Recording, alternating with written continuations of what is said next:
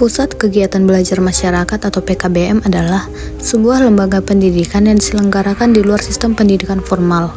Diarahkan untuk masyarakat dengan dikelola oleh masyarakat itu sendiri serta memberi kesempatan kepada mereka untuk mengembangkan berbagai model serta mengembangkan kemampuan dan keterampilan masyarakat dalam meningkatkan kualitas hidupnya.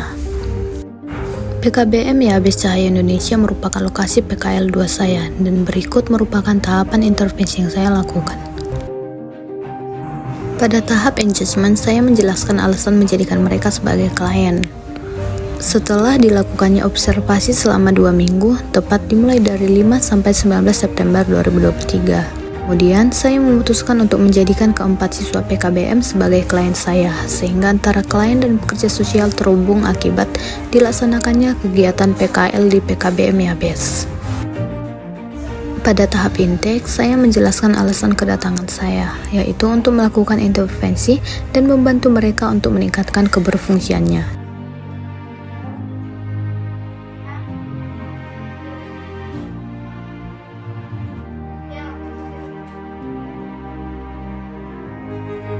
Kemudian, pada tahap kontrak, sebelum saya mengambil kesepakatan, saya menjelaskan perincian tanggal dan waktu pemberian pelayanan, sehingga disepakati intervensi dilakukan setiap 2 kali dalam seminggu, yaitu pada hari Selasa dan hari Kamis di PKBM YABES setiap pulang sekolah selama 60 menit.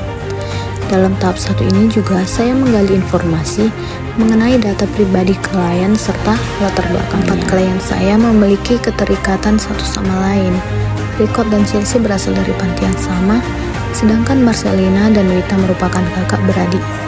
Jika dilihat berdasarkan umur mereka, klien memiliki usia yang lebih matang dibandingkan dengan siswa lain dengan tingkat pendidikan yang sama. Ini diakibatkan oleh perekonomian keluarga yang kurang baik, sehingga pendidikan mereka menjadi terabaikan.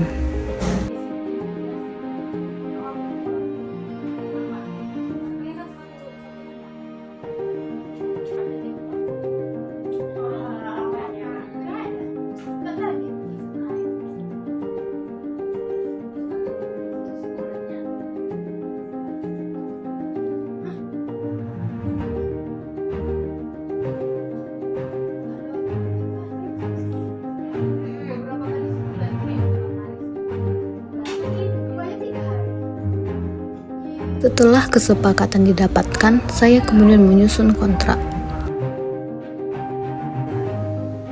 Kontrak antara pekerja sosial dan klien ditandatangani langsung oleh Ibu Pengelola PKBM YABES sebagai penanggung jawab klien.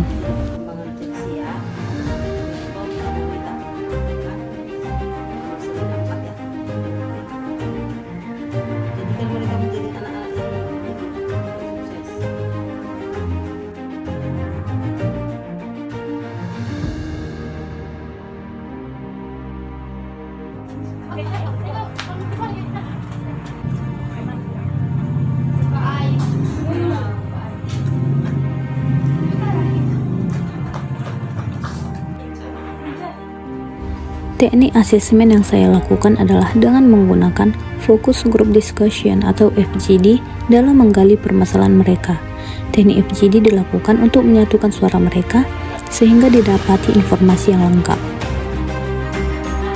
Pada tahap asesmen ini juga saya mulai memahami perilaku klien. Melalui gestur tubuh, kecepatan dalam menanggapi pertanyaan atau respon, ekspresi wajah serta sifatnya masing-masing.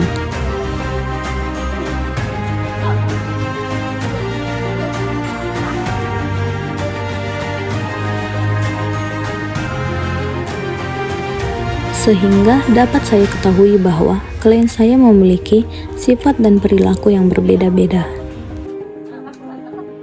Sikap pemalu, enggan untuk berbicara, tertutup, dan juga sebaliknya. Ada juga yang terlalu berlebihan dalam memberi respon, atau suka menyela ketika orang lain berbicara.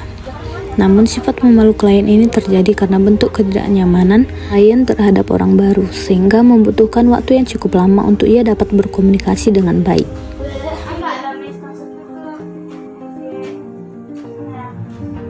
Pada tahap asesmen pertama ini, saya sudah mulai merancang penyebab sikap mereka yang sangat unik, yaitu berdasarkan pada kejadian masa lalu dan juga hubungan kekeluargaannya. Sehingga pada asesmen berikutnya, saya menggunakan media talking stick sebagai metode asesmen agar setiap klien dapat menyampaikan permasalahannya. Asesmen saya rancang dengan sangat luas agar klien dapat nyaman dengan intervensi yang dilakukan. Metode asesmen talking stick adalah metode yang digunakan untuk menggali informasi dengan cara siapapun yang diberi stick harus berani menjawab pertanyaan yang diberikan. Dan apabila telah menjawab pertanyaan, ia berhak memberikan stick tersebut kepada klien lain. Untuk kemudian klien tersebut menjawab pertanyaan serupa dan stick berhenti ketika setiap klien telah menjawab. Kemudian pekerja sosial akan memberikan pertanyaan baru dan menyerahkan stick kepada klien. Begitu seterusnya sampai informasi dirasa cukup. Pada asesmen ini, saya bertanya dengan sistem analisis SWOT. Saya menggali mengenai kelebihan, kekurangan, ancaman, dan peluang kelompok ini sehingga nantinya akan didapati perencanaan yang tepat dalam meningkatkan keberfungsian mereka dalam masyarakat. Setelah dianalisis, ternyata yang menjadi permasalahan mereka adalah ketidakpercayaan diri akibat pembelian yang dirasakan.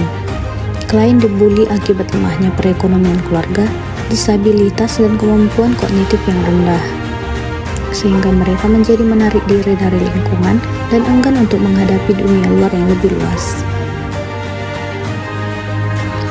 Padahal di satu sisi, mereka memiliki bakat yang hebat, memiliki kecakapan dalam bermain alat musik, menari, menyanyi, menjahit, memainkan drama, dan lainnya. Namun, jika dilihat, mereka memiliki peluang yang sama, seperti anak pada umumnya untuk menunjukkan kreativitas mereka. Sehingga, sebagai calon pekerja sosial, hal ini menjadi sebuah tanggung jawab dalam merangkul siswa korban bully. Berdasarkan hasil asesmen, maka disimpulkan dengan menggunakan tools Quadrant Strength sebagai berikut. Kuadran 1 berisi kekuatan internal kelompok. Kuadran 2 berisi kekuatan dari luar atau penunjang kelompok. Kuadran 3 berisi kelemahan diri kelompok. Sedangkan kuadran 4 berisi kelemahan dari luar kelompok. Dan berikut adalah pemasangan poster anti perundungan di PKBM Yabes untuk menciptakan generasi cerdas.